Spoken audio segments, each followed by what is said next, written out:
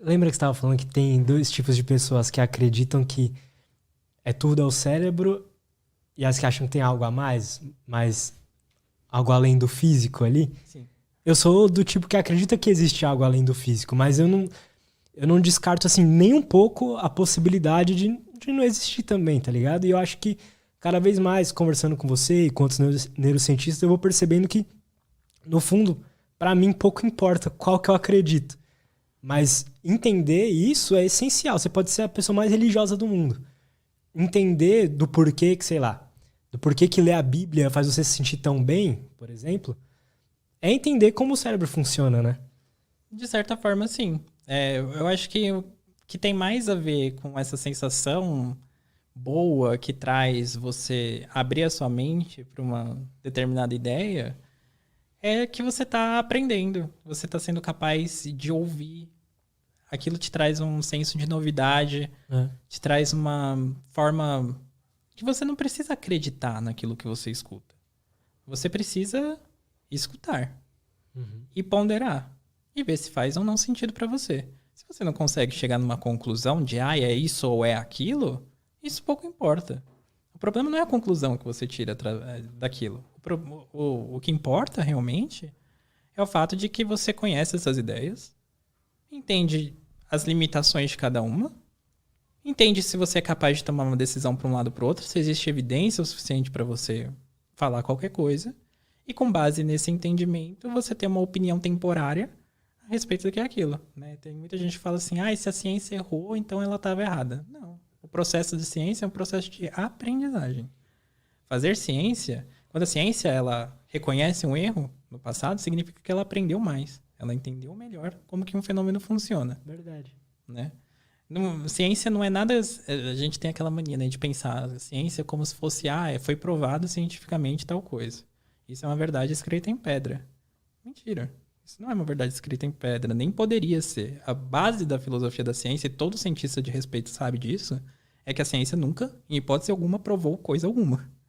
É impossível você provar alguma coisa com um método indutivo de pensamento da ciência que parte. O que é esse método indutivo, né? Um pensamento que parte de exemplos particulares para criar generalizações, para tentar explicar como que os fenômenos acontecem. Eu não consigo observar tudo aquilo que acontece no universo porque existem infinitas coisas para serem observadas. Então a ciência ela nunca vai ser uma coisa completa, uma coisa fechada. A gente sempre vai aprender algo a mais conforme a gente faz um estudo. E um bom estudo geralmente é aquele que responde uma pergunta e no final, nas suas conclusões, abre 500 outras perguntas para serem respondidas. Que aí chega um outro cientista, fala, vou responder aquela perguntinha ali que surgiu, e assim vai. Ou vira e fala, não, eu vou provar que esse cara tá errado. Né? Porque... Tem isso, né, também, de, pô, você, às vezes tem um estudo que diz tal coisa é verdade. Você vai fazer um estudo que, como eu falei, debunking em português, que vai desbancar, né? Desbancar, é verdade. Desbancar aquilo, né? E o próprio processo de fazer ciência, tem um capítulo no meu livro sobre isso, né? Que é prove-se certo, mostre-se errado.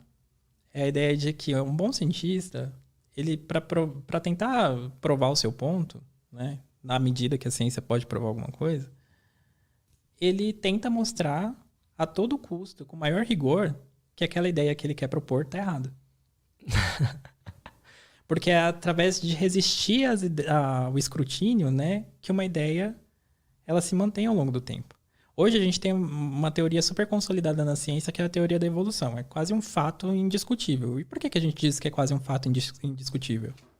Porque existem tantos estudos tentando mostrar que a teoria da evolução está errada, que falham em rejeitar a hipótese de que a evolução é um fato, que a gente não tem como dizer, não é verdade, assim, nesse sentido, entende? Uhum.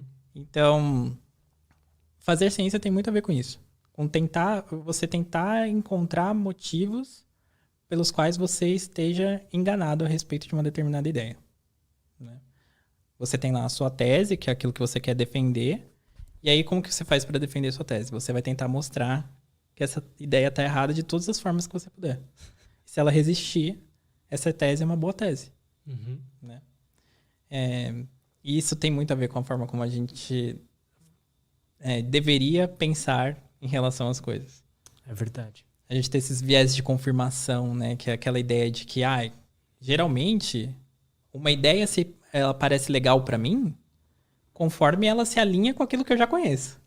Então, eu vou tentar encontrar evidências a favor da minha ideia. Eu vou olhar pra aquilo que é a favor e aquilo que não é a favor, eu fecho o olho.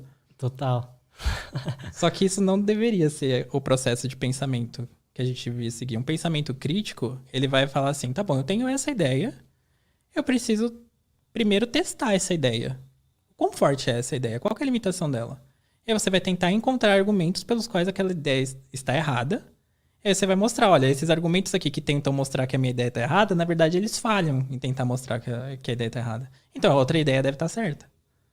E assim você avança no seu conhecimento. É muito fácil você encontrar evidência a favor daquilo que você já acredita. Você vai acreditar em tudo. É só é só você ignorar aquilo que vai contra. Mas qual que é a força daquilo que vai contra? Esse exercício que a gente tenta fazer em ciência. Isso é bom, esse exercício é bom pra qualquer pessoa, né? Porque aí, assim, se realmente o que você acredita é real mesmo, você tentando trazer, pegando as coisas que tentam desbancar aquilo, você mesmo vai começando a aprimorar até mesmo sua própria ideia sobre aquela coisa, né? Exatamente. E tem a ver com a nossa própria felicidade também. É uma coisa que tá aqui no livro. Que quando a gente tem essa ideia de viés de confirmação, que a gente fica pegando as ideias que a gente já tá acostumado e a gente toma aquilo como se fosse verdade, meio que automaticamente, e a gente se depara com algo que vai contra a nossa visão de mundo, a gente sente desconforto. A gente não vai se sentir legal. Se a gente não tem a mentalidade aberta de fazer esse tipo de exercício, de tentar encontrar motivos pelos quais as minhas crenças mais centrais elas podem estar erradas, significa que eu vou ficar muito apegado às minhas crenças. Uhum. Só que o mundo, ele é complexo, o mundo tá cheio de opiniões diferentes, tá cheio de ideias diferentes.